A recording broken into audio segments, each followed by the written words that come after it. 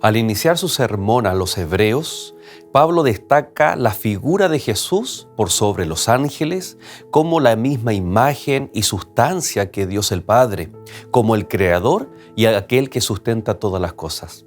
Esta es una de las razones por la cual siempre el Hijo de Dios debe tener a Jesús como superior por sobre todas las cosas. Nuestras prioridades, nuestras decisiones tienen mucho que ver de acuerdo a cómo estemos contemplando a nuestro Señor Jesús en nuestras vidas y va a redundar incluso hasta en nuestras prácticas religiosas. Había un problema en los tiempos de Pablo y él comienza a resolverlo amonestando para que nunca perdamos de vista quién es Jesús para cada uno de nosotros. Te invito para que en este tercer capítulo, donde hablaremos de Jesús, tú te puedas quedar aquí en Lecciones de la Biblia.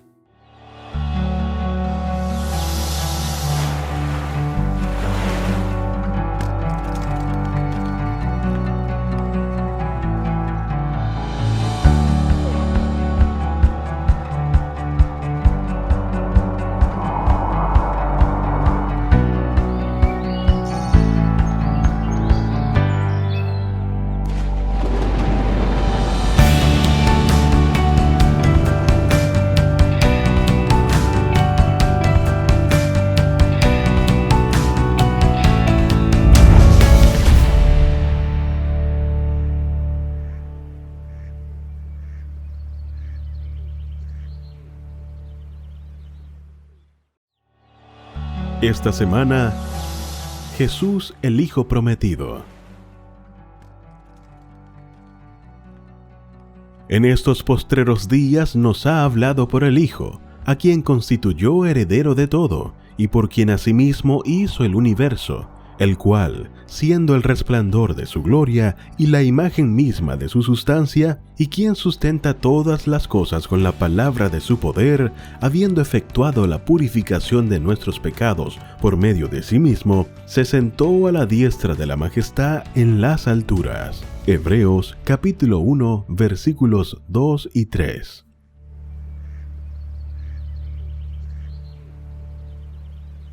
Un cordial saludo, queridos amigos. Ya estamos al aire en nuestro programa, aquí en Lecciones de la Biblia. Muchas gracias por la compañía que semana tras semana, capítulo tras capítulo, cada uno de ustedes nos hacen sentir que están aquí, por supuesto, acompañándonos en nuestro programa. Estamos ya en la lección número 3 con la temática acerca de Jesús como el centro, como un mensaje especial que aquella iglesia debía apreciar, debía considerar y por supuesto nosotros aún más.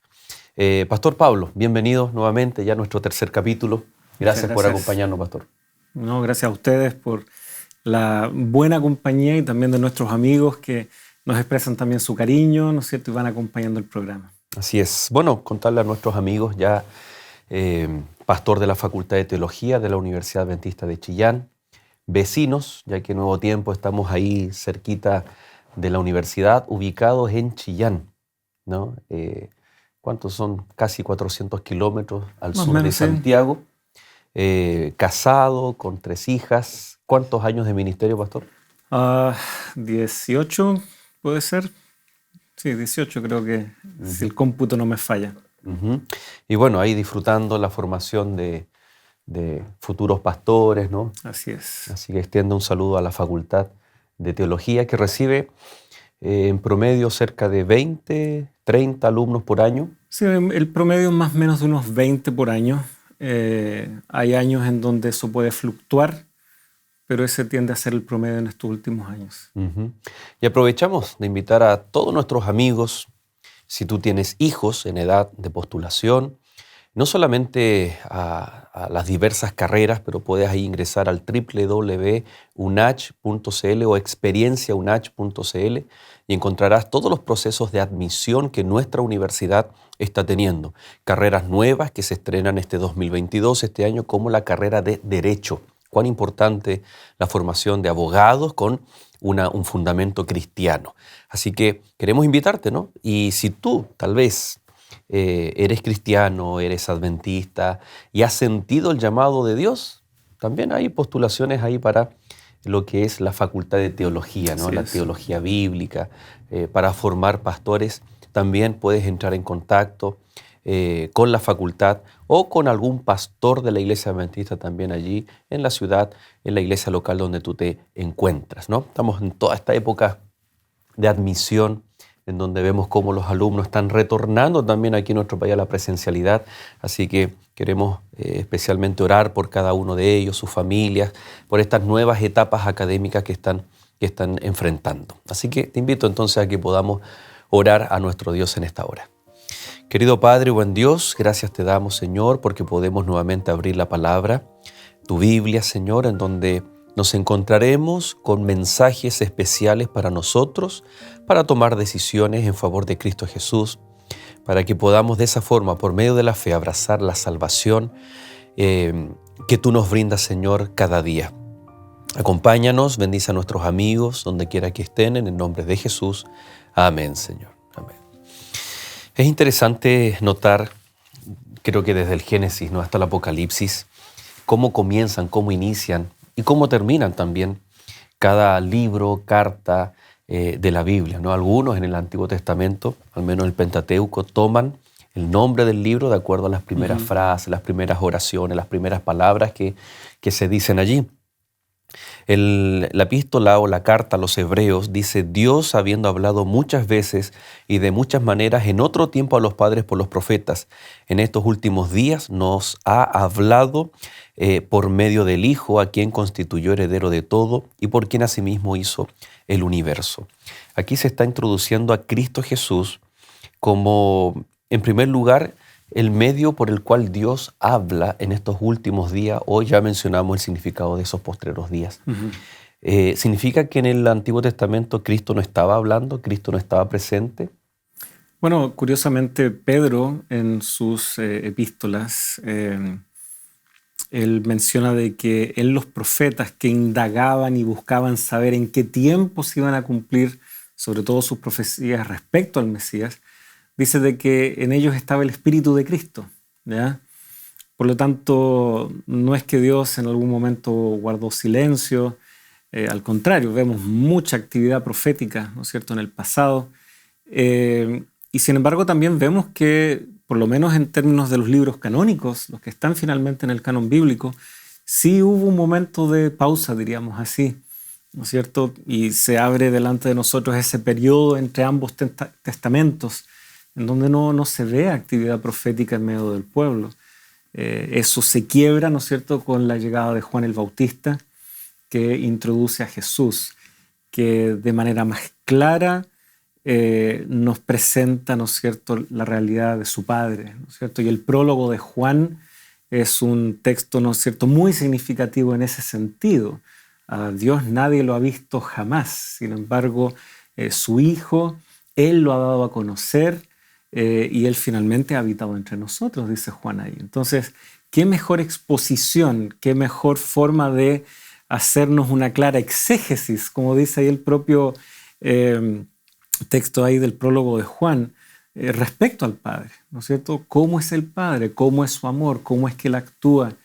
Y por eso Jesús puede decir: si me han visto a mí, han visto al Padre. Entonces, este hablar, ¿no es cierto?, no es solamente lo que Jesús dijo, no son solo sus sermones, sus enseñanzas a los discípulos, sino también toda su vida, cómo Él vivió y encarnó esa misericordia de Dios, ¿no es cierto? Así que es un hablar mucho más diverso que tan solo lo que se pudo escuchar audiblemente. Él encarnó, ¿no es cierto?, la palabra, las promesas del Antiguo Testamento en su propio ministerio. Entonces no hay aquí una separación, una distinción entre la revelación del Antiguo Testamento, la revelación del Nuevo Testamento a través de Jesús.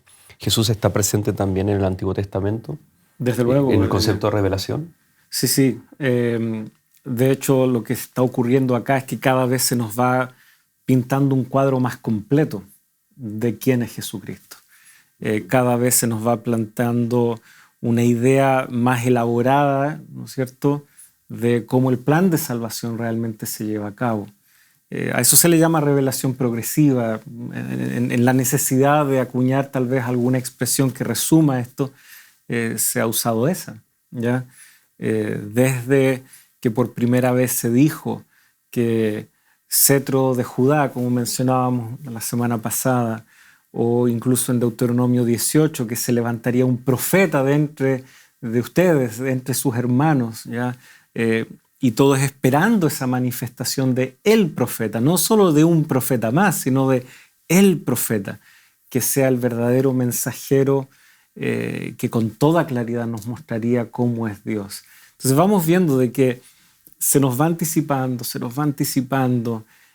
a través del propio David, rasgos de su propia historia como hijo, etc., van anticipando lo que será el ministerio de Jesús.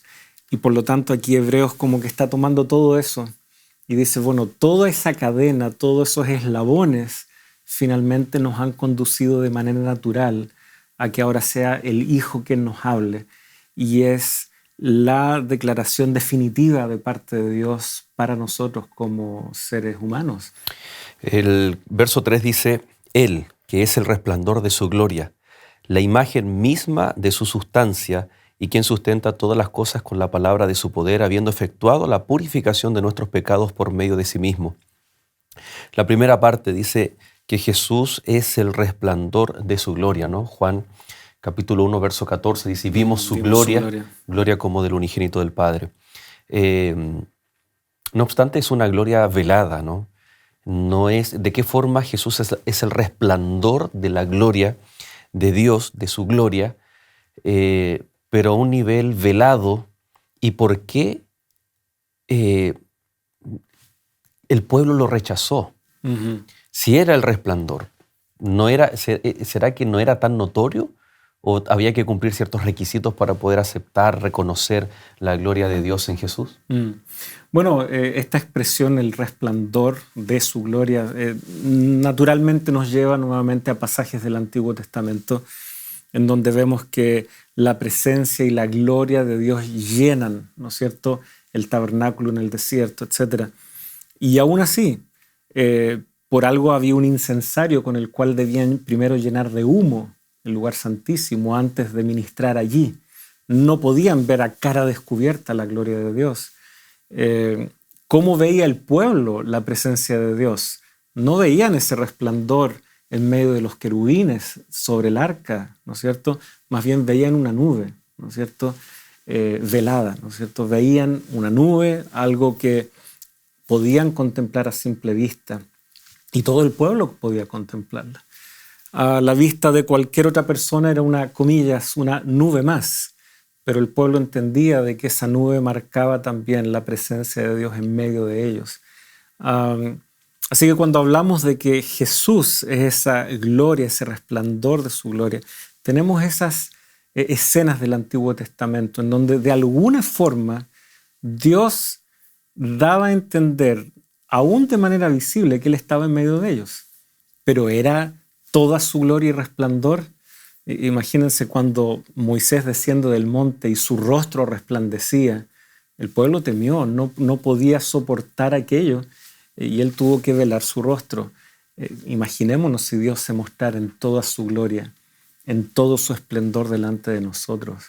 Jesús vino, ¿no es cierto?, en condiciones de poder hablarnos cara a cara, de poder hablar con sus discípulos allí en el monte y que las multitudes se reunieran en torno a Él. Y sí, tal vez muchos se confundieron en ese sentido, de no ver en Jesucristo la propia gloria de Dios en medio de ellos. Porque tal vez esperaban otra cosa, ¿no? Esperaban otra cosa, otro tipo concepto de manifestación y otros resultados concretos. Si Jesús alimentó a multitudes, muchos asentían y veían que, claro, toda la experiencia en el desierto habría apuntado que el Mesías podría hacer algo así. Porque si a través de Moisés Dios les dio el maná, que ahora una alimentación milagrosa estuviera ocurriendo, evidentemente despertaba en ellos el anhelo de querer ir a coronar como rey a Jesús en ese momento. Y sin embargo Jesús no fue por ese camino. Si Jesús sanó, si Jesús incluso resucitó gente, todos veían que bien ha hecho todo, ¿no es cierto?, como se dice de Jesús en un momento de su ministerio. Pero algo faltaba. ¿Qué de los romanos? ¿Qué de esta tierra que queremos que sea nuevamente nuestra? Eso como que estaba al debe y pareciera que eso pesó más, ¿no es cierto?, en sus expectativas. Ellos veían, ¿no es cierto?, la necesidad de que llegando el Mesías, todas las promesas se cumplieran. Y de hecho en Jesús se cumplen, pero en un marco de tiempo que no lo manejamos y en un lugar que físicamente tampoco lo manejamos. Está mostrando la necesidad que tiene la iglesia de volver a apreciar. Ya mencionamos en capítulos anteriores a Jesús como rey, como sumo sacerdote, volver a enfocar, volver a ver con nitidez todo lo que siempre han tenido y que por causa de aquellas pruebas, dificultades que están teniendo, han ido olvidando, se han ido, bueno, vamos a ver allí cuál era también el problema. Una cosa es una abierta rebelión o apostasía y otra cosa es un descuido, un desliz, menciona aquí la Biblia, en donde paulatinamente me estoy yendo hacia un estado espiritual que es difícil retornar. En la introducción de la carta a los Hebreos, Pablo también dice que Jesús es el creador, el sustentador. La pregunta que vamos a dejar planteada: ¿quién es el creador? ¿El Padre, el Hijo o el Espíritu Santo? ¿O estaban los tres? ¿Por qué en la Biblia, en el Nuevo Testamento, se dice que Jesús, por Él fueron hechas las cosas?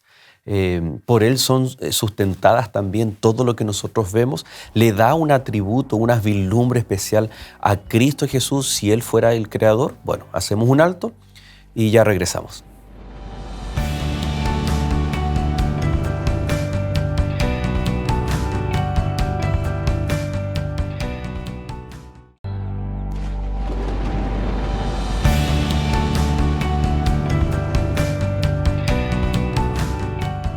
Y ya estamos de regreso en nuestro segundo bloque de este capítulo, tercer capítulo de esta temporada, en donde estamos estudiando acerca de los postreros tiempos, los postreros días, el mensaje de la carta a los Hebreos, en donde estamos viendo especialmente a Cristo Jesús como el centro del mensaje. En la introducción del capítulo 1 habla acerca de que Jesús es la revelación máxima en la Biblia del Padre, sus atributos, su carácter, el resplandor de la gloria de Dios. Y por supuesto que dejamos ahí la pregunta planteada ante lo que dice el capítulo 1, especialmente el verso 3, dice: Él que es el resplandor de su gloria, la imagen misma de su sustancia y quien sustenta todas las cosas por la palabra de su poder. Es claro, Pablo, que por la palabra de Dios, dice Génesis, fueron hechas las cosas, la creación, por la palabra. Pero acá ahora dice que la palabra de Jesús sustenta las cosas. ¿Hay alguna conexión con el acto de crear y sustentar? Sí, bueno, Génesis 1, en el principio creó Dios los cielos y la tierra. El prólogo de Juan, en el principio era el verbo, ¿no es cierto? Intencionalmente Juan está utilizando este lenguaje que habría llevado a cualquiera muy familiarizado o no con el texto a ese pasaje del Génesis. Y ahora estamos viendo que Pablo también no elude para nada, al contrario, muy intencionalmente nos apunta a ese acto creador como también estando íntimamente ligado con la acción de Jesucristo. Y por lo tanto, la pregunta que quedó ahí no fue, bueno, fue el Padre, fue el Hijo, fue el Espíritu. En Génesis también vemos que el Espíritu de Dios se movía sobre la faz de las aguas. Ahí está el Espíritu Santo también involucrado.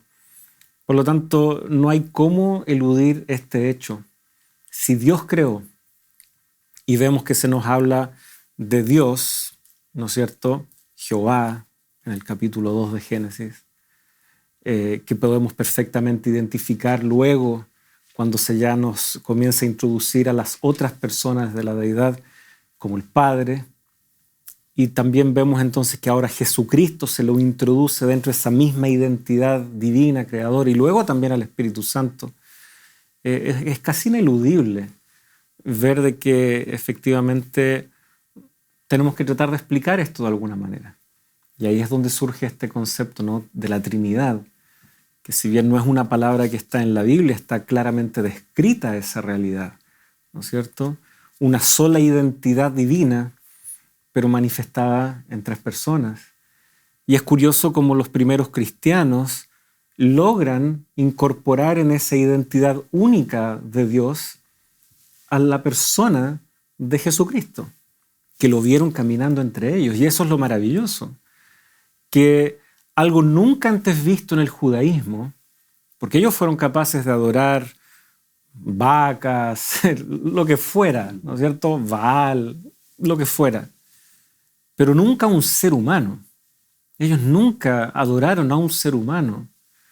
Y sin embargo, viendo a Jesucristo en una forma humana y entendiendo de que Él es mucho más que eso, y sin embargo sus recuerdos de Jesús eran de Él caminando en medio de ellos, etc. Y sin embargo entienden que ahora, en su entronización, Él ha regresado a la gloria que siempre le perteneció. No ven ningún tipo de dilema ahí, más bien hablan en estos términos.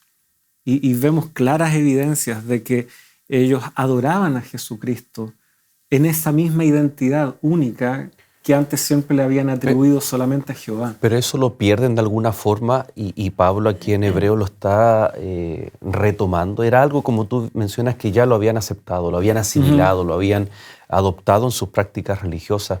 El hecho de que venga este mensaje a suplir una necesidad, ¿significa que se estaban apartando de aquellos conceptos? Es muy posible. De hecho, en el capítulo 1, cuando se habla del rol de los ángeles y que Jesús es superior a los ángeles, y luego se va a recalcar que si la palabra confirmada por medio de ángeles fue firme, ¿cómo no va a ser ahora la que nos ha llegado a través de Jesucristo? Básicamente toda la lógica de esta carta apunta en esa dirección. Si nosotros tuvimos a Moisés, que es lo que sigue después, que fue fiel sobre su casa y fue un fiel ministro, y de hecho Moisés lo dijo, era como, hasta aquí llega la discusión, pero si tenemos en esa estima a Moisés, ¿cuánto más a Jesús? Que es superior. Entonces, que es superior también a Moisés, entonces superior a los ángeles, superior a Moisés. Luego vamos a ver que es un mejor sacerdote, ¿no es cierto?, mejor que Aarón. Melquisedec se va a introducir para aquello también. Por lo tanto, sí, ¿cómo poder ignorar algo tanto mejor que se nos está revelando, siendo de que podemos reconocer que en el pasado sí supimos estimar a Moisés, sí supimos estimar el mensaje de parte de ángeles enviados en momentos claves de la historia de Israel? ¿Cómo vamos a dejar pasar el mensaje ahora dado por medio de Jesucristo? Y los lleva a la creación, ¿no? Exalta a Cristo. Colosenses capítulo 1 dice, Cristo es la imagen del Dios invisible. Está hablando de la misma imagen que aparece ahí en el capítulo 1, verso 3 de Hebreos. Porque en Él fueron creadas todas las cosas, las que hay en los cielos y las que hay en la tierra, visibles e invisibles, sean tronos, sean dominios, sean principados, sean potestades. Todo fue creado por medio de Él y para Él. Y Él es antes que todas las cosas, y todas las cosas en Él subsisten. Podríamos tal vez decir de que en la creación están presentes los tres, la divinidad, la Trinidad, pero ¿quién es el encargado de ejecutar? Es Cristo Jesús, de acuerdo a Colosenses, a Juan capítulo 1, de acuerdo a Hebreos capítulo 1. Sí, tal vez yo sumaría a eso lo que encontramos en Romanos 8, porque recordemos de que Pablo en Hebreos nos presenta el rol del santuario, lo que Jesucristo hace en el santuario, como siendo algo tan vital para nuestra experiencia diaria. También nosotros encontramos eso acá en Romanos 8, versículo 31, tal vez en adelante leemos así. ¿Qué pues diremos a esto? Si Dios es por nosotros, ¿quién contra nosotros? El que no escatimó ni a su propio Hijo, sino que lo entregó por todos nosotros, ¿cómo no nos dará también con Él todas las cosas? Pareciera de que en estos pasajes que ya se leían, sumado Hay algo que ocurre cuando en la persona de Jesucristo nosotros nos abrimos a las riquezas del cielo, a lo que Dios quiere ofrecernos. Lo que se nos está diciendo aquí, tú aceptas a Jesucristo y junto con Jesucristo viene todas las demás bendiciones y riquezas que Dios tiene para ti, que te sustente, que te reconozca, ¿no es cierto? O que tú lo reconozcas como creador y por lo tanto tú como criatura de Él. Y noten cómo ahora en los versículos 33 y 34 en Romanos 8 se une este concepto con la defensa y el rol que tiene Jesús como nuestro intercesor allá en los cielos. ¿Ya? ¿Quién acusará a los escogidos de Dios? Si Dios es el que justifica. Y 34, ¿quién es el que condenará? Cristo es el que murió aún más, o más aún, el que también resucitó, el que además está a la diestra de Dios, concepto que ya hemos visto en Hebreos, Jesús como rey, ¿no es cierto? El que también intercede por nosotros. Por lo tanto, es muy natural en la lógica de Pablo ver a Jesús como ese camino, como ese elemento que une todas las realidades de lo que es Dios, Padre, Hijo, Espíritu Santo, como siendo comunicadas a nosotros a través de la persona del Hijo. Y vemos luego eso en los Evangelios. Jesús dice, les conviene que yo vuelva al Padre, porque yo les voy a enviar, ¿no es cierto?, el Espíritu Santo, el Consolador. ¿Y cómo no va a querer Dios darles el Espíritu Santo si ustedes lo piden? Y ahí usa esa analogía, ¿no?, de un padre que cómo no le va a dar pan a su hijo que se lo pide, etc. Por lo tanto, vemos a los tres involucrados, pero a través de quién se nos ha hecho más patente y visible esto, es Dios hecho hombre, ¿no es cierto? Jesús que caminó entre nosotros. Eso que para nosotros era invisible se ha vuelto visible en Jesucristo. Toda la realidad del cielo, todas las riquezas que Dios tiene para su creación, hechas visibles y cercanas a nosotros en la persona de Jesús. ¿Cuán peligroso es rebajar la figura de Cristo, ¿no? El concepto a algo inferior a lo que es? Vemos acá la pregunta, ¿cuál de los ángeles, verso 5, capítulo 1 de Hebreos, a cuál de los ángeles dijo Dios jamás, mi hijo eres tú, yo te he engendrado hoy? En el verso 13, ¿a cuál de los ángeles dijo Dios jamás, siéntate a mi diestra, hasta que ponga a tus enemigos por estrado de tus pies? ¿Qué está Pablo aquí queriendo decir? De que Jesús es un tanto, el verso 4 dice hecho tanto superior a los ángeles, cuanto que heredó más excelente nombre que ellos. ¿Cuál es el fin de comparar a Jesús con los ángeles? ¿Qué necesitaba apreciar la iglesia en los tiempos de Pablo? Bueno, se puede especular un poco aquí si es que se había introducido cierta tal vez adoración a los ángeles. Ciertamente en los escritos entre los testamentos se habían producido muchos documentos que están ajenos al canon, en donde se introducen muchos ángeles, varios, ¿no es cierto?, ángeles existían dentro del concepto judío, pero tal vez se les estaba exagerando mucho la importancia de ellos.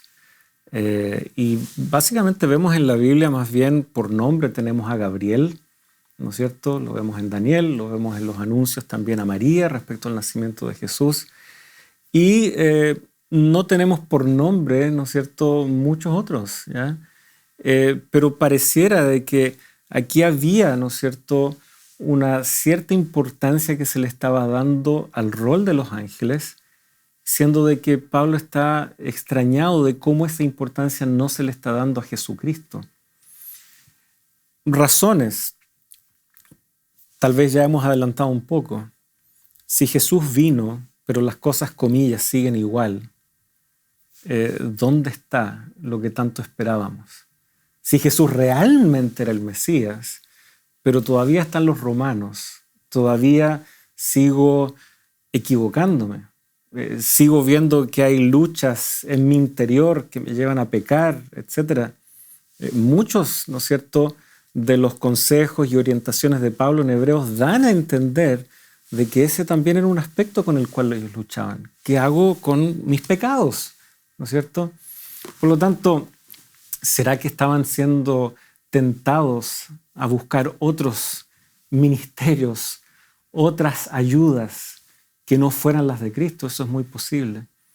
Y por lo tanto, Jesús se les está perdiendo un poco entre tantas otras opciones, entre una herencia religiosa muy rica, como serían sus ritos, su historia como pueblo. Esa era una tentación muy fuerte. Volvamos a eso. Era una religión establecida, reconocida, etc.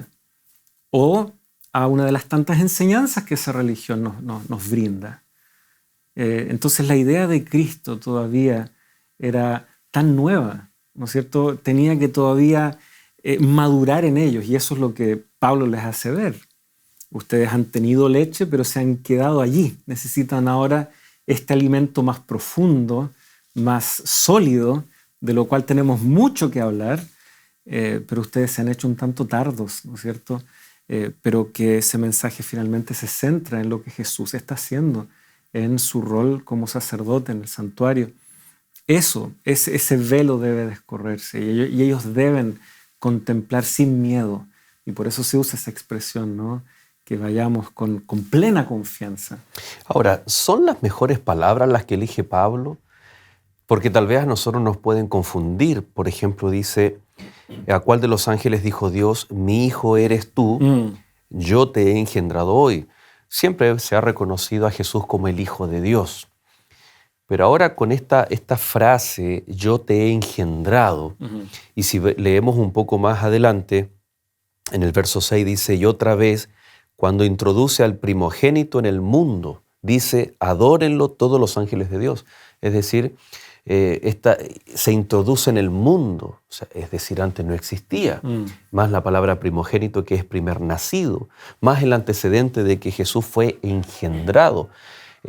Claro, nosotros estamos desde el año 2022 mirando el texto, tal vez con nuestro significado, con nuestro lenguaje, y ha llevado a personas o incluso denominaciones cristianas a considerar a Dios un ser creado, con atributos divinos, pero un ser creado, incluso que antes de la muerte en la cruz le son como retirados estos atributos divinos. Si bien Pablo, como tú dices, quiere exaltar a Cristo versus las prácticas, la duda, la desconfianza que la iglesia estaba teniendo y que lo hace desenfocarse de Jesús, Pablo dice, no, Él es superior a los ángeles. Pero ¿por qué ocupa estas palabras? ¿A qué estaba haciendo alusión? Bueno, el Salmo 2, segundo libro de Samuel, capítulo 7 también, son trasfondos necesarios en cuanto a este lenguaje en particular. El Salmo 2 es un salmo de entronización, y de hecho aquí se lo está citando. Y básicamente bajo ese contexto tenemos que entender este pasaje. No se nos está hablando respecto al origen a la naturaleza del ser de Jesús, si es que en algún momento nació o no. No es ese tipo de discusión. Lo que Pablo está señalando es que nosotros ahora tenemos el cumplimiento definitivo de una promesa hecha en el pasado, en donde Dios se encargaría de traer este rey legítimo para gobernar a su pueblo, para salvar a su pueblo y cumplir de manera perfecta lo que meros hombres simplemente prefiguraron y fueron meros ejemplos. Eso es lo que básicamente se nos está diciendo aquí. Y las ideas que ya vimos en lecciones anteriores, sobre todo la de Jesucristo como rey, esto se nos está señalando en este pasaje. Podríamos se decir le está reconociendo a Jesucristo esa investidura que a simple vista no era evidente. Podríamos decir que es establecer, lo he establecido como rey, y no necesariamente, como tú bien dices, no es que está naciendo en este mundo, sino que está siendo establecido, y que lo mencionamos en cuanto a la entronización, ¿no? Otros ocupan la palabra adoptar, ¿no? Te he adoptado como rey, pero a mí me gusta más en lo personal la palabra establecer, ¿no? Que es un proceso divino en donde Cristo es establecido Y el capítulo 4 y 5 de Apocalipsis es muy claro de la forma también como Cristo es establecido, cómo ahora es digno, cómo recibe todo el poder, la gloria, ¿no? Antes de que respondas, es necesario, nosotros hacemos una pausa y ya continuamos con el primer capítulo de Hebreos que está exaltando, por supuesto, a la persona de Cristo Jesús. Ya regresamos.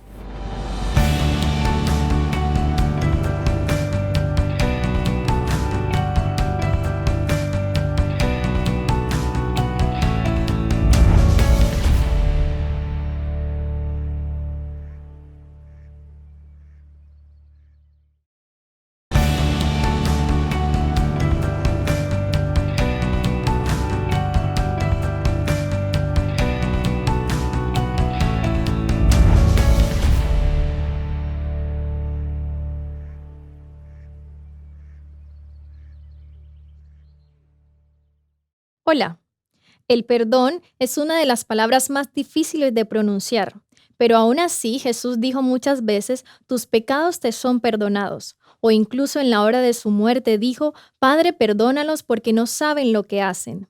¿Y tú sabes cómo alcanzar el perdón divino? ¿O sabes a quién debes pedir perdón? Encontrarás las respuestas en esta guía de estudio que tengo aquí, Enseñanzas de Jesús. En ella no solo podrás saber lo que Jesús dice sobre el perdón, sino también temas relevantes para nuestra salvación. Solicítala a los números que están apareciendo en tu pantalla y la enviaremos gratuitamente hasta tu hogar.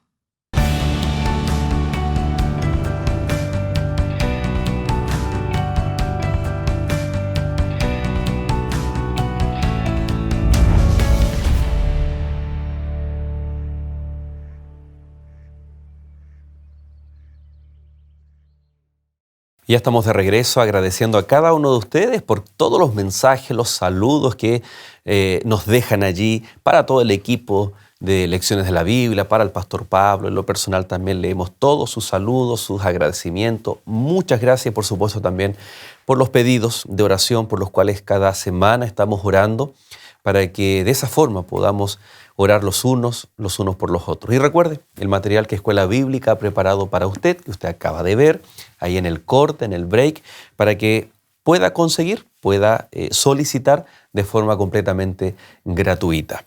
Hay 2 o hasta 3, podríamos decir, momentos en el Nuevo Testamento, los Evangelios, Pablo, en donde el primero es en el bautismo de Jesús, donde hay un reconocimiento de parte de Dios, del Padre, que dice, este es mi Hijo amado en quien tengo contentamiento. Así es.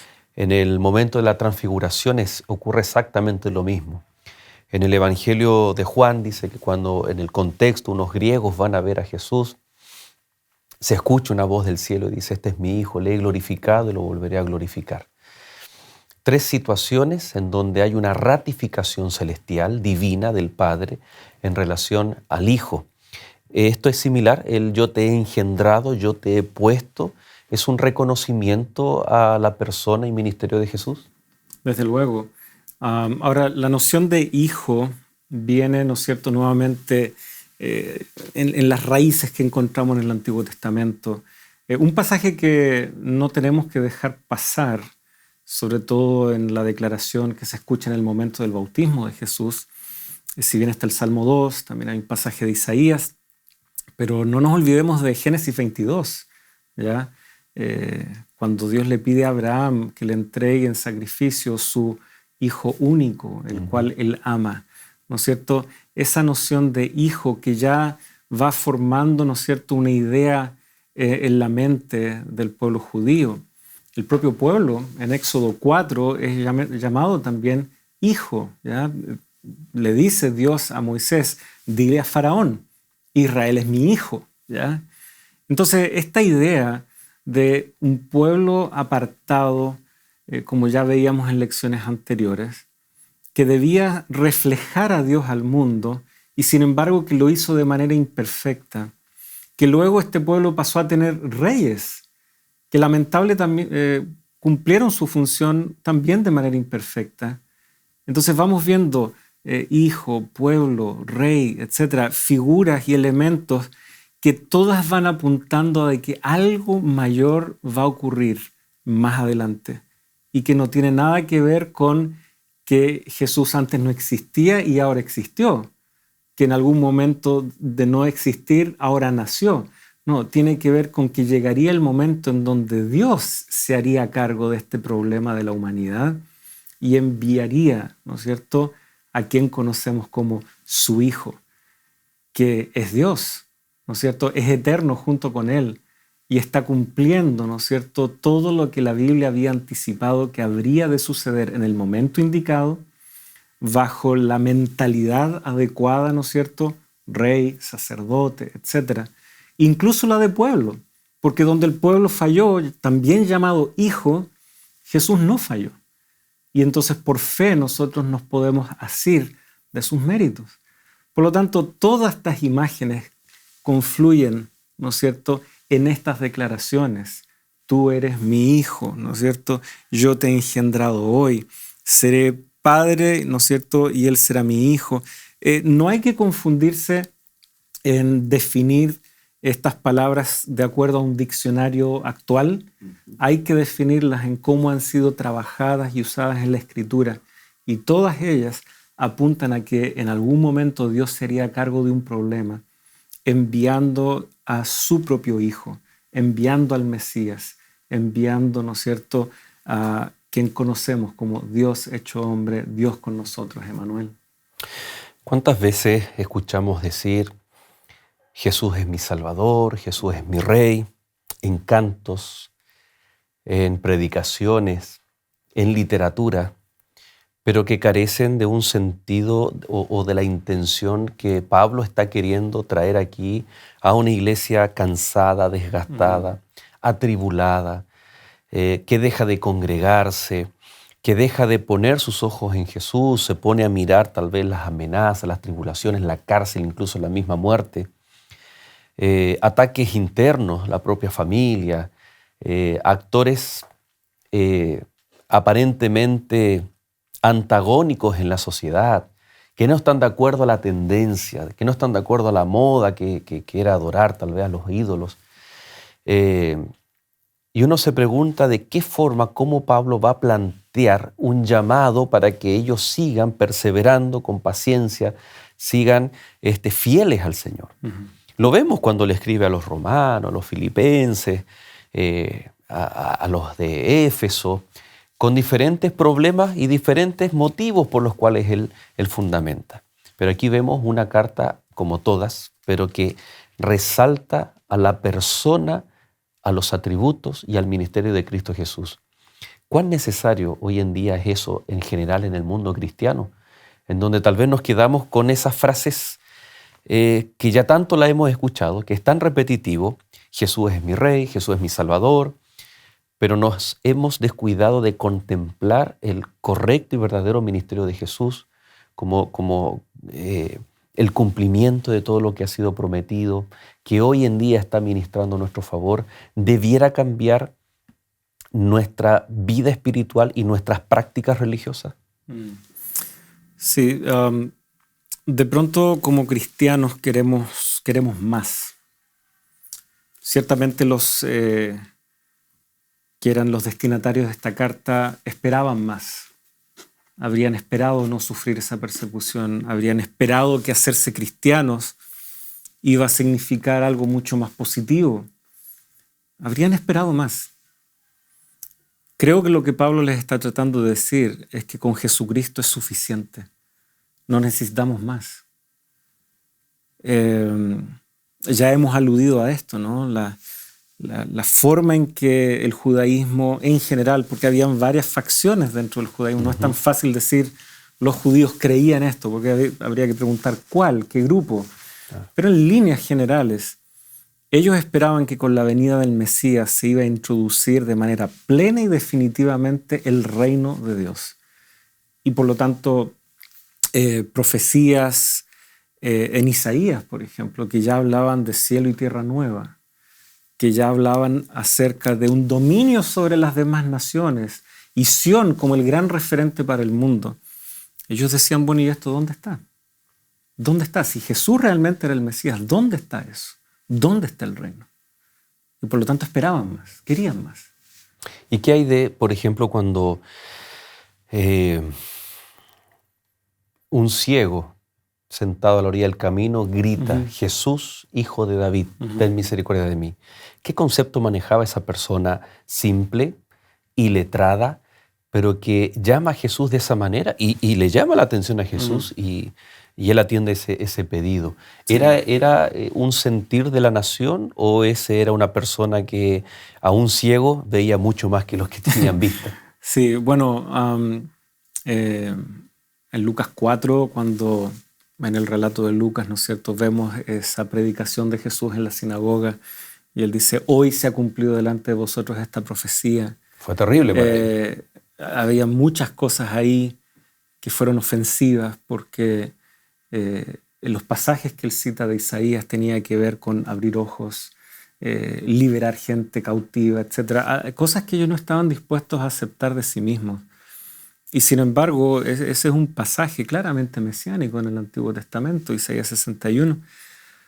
Entonces este ciego, ¿no?, que aparece tanto en Mateo, en Marcos, me gusta mucho cómo Marcos trabaja este concepto de la ceguera, porque empieza con un ciego que tiene que 2 veces ser tocado por Jesús. En medio están todas las discusiones o enseñanzas que él tiene que ajustar con sus discípulos, que son tardos para entender los anuncios de su muerte, para finalmente llegar a la sanidad de Bartimeo, que es el que tú señalas clamando, hijo de David, ten misericordia de mí. O sea, hay una ceguera de parte de los propios discípulos de Jesús respecto a su obra, respecto a lo que él ha venido a hacer. Y parte de esa ceguera, sin lugar a dudas, también está aquí y nos alcanza también a nosotros en esto que yo recién señalaba. Pareciera que nos cuesta conformarnos porque suena mal esa palabra, es como que no vamos a luchar, no nos vamos a esforzar por más, pero en el mejor sentido de la palabra, el libro de Hebreos nos está diciendo que podemos conformarnos, porque en Jesucristo Dios ya ha hecho todo.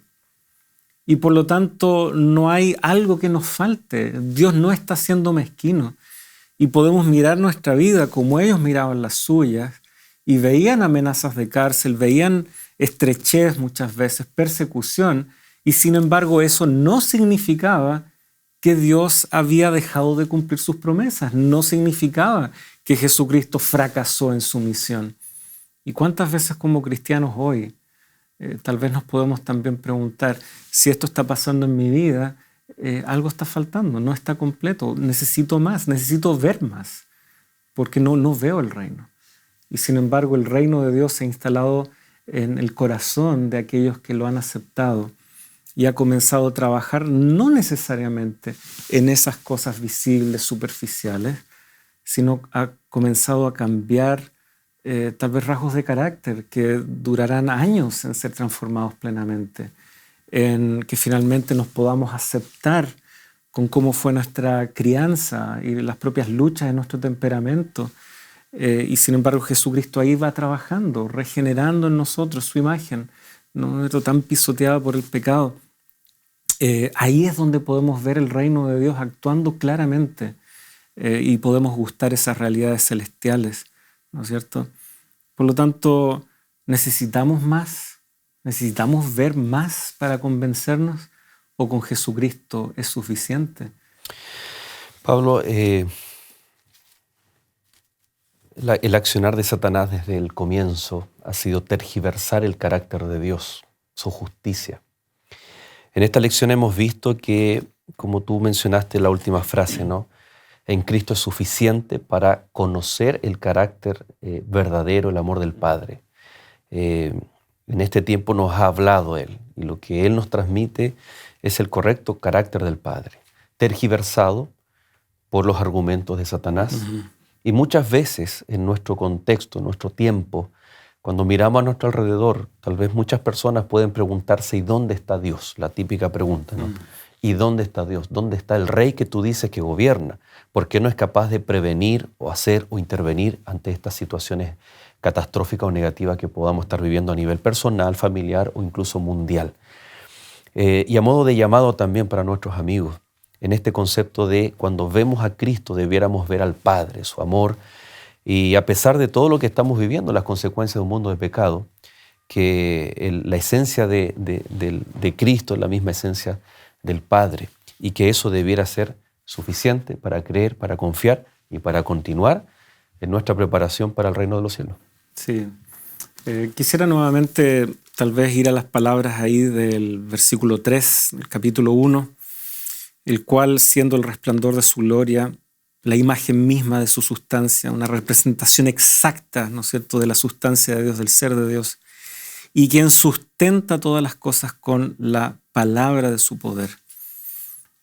El hecho de que Dios sea el que sustenta todo en Cristo Jesús, ¿no es cierto?, ese sustento, esa dirección, ¿ya? Creo que es donde nosotros debemos también guiar nuestra mirada, queridos amigos. Jesucristo vino y vendrá otra vez, y sin embargo no está ausente entre estos dos puntos. Durante todo este tiempo que podríamos llamar de espera incluso tal vez hasta desesperada, Dios se ha encargado de sustentarnos.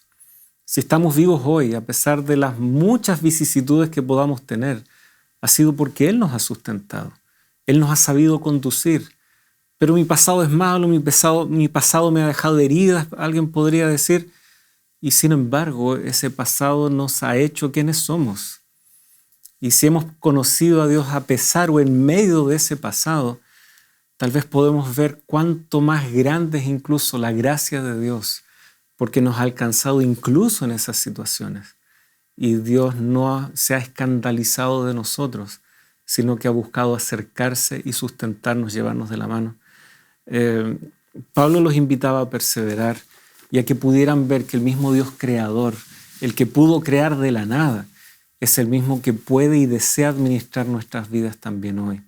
Si tú quieres dejar que sea Jesús el que administre tu vida, el que te sustente, el que te lleve de la mano, te invito a que nos podamos unir en esta oración. Señor, gracias por tu amor, por tu bondad. Gracias porque en tu fidelidad vemos cómo el plan de salvación va avanzando. A pesar de nuestras luchas, a pesar de nuestra incredulidad en muchas ocasiones, tú eres fiel porque has enviado a tu Hijo. Este Hijo que como Rey, como sacerdote, como profeta, porque nos ha comunicado de manera clara también cómo eres tú, Padre nuestro. Gracias, Señor, porque en la historia nosotros vamos viendo ese hilo conductor, vamos viendo cómo no hubo un momento en la historia en donde te has olvidado de tu pueblo. Clamamos a ti que conforme a esas promesas no te olvides de nosotros y nos ayudes a nosotros a no olvidarnos de ti, que podamos entender de que con Jesucristo es suficiente, de que nada nos falta, de que el sustento diario no nos faltará y que el oportuno socorro llegará porque tú eres un Dios que se interesa y que nos ama. Guíanos, Señor, conforme a tu bondad, a tu fidelidad. Lo pedimos en el nombre de Jesús. Amén. Amén. Gracias, Pablo, por habernos acompañado en este capítulo.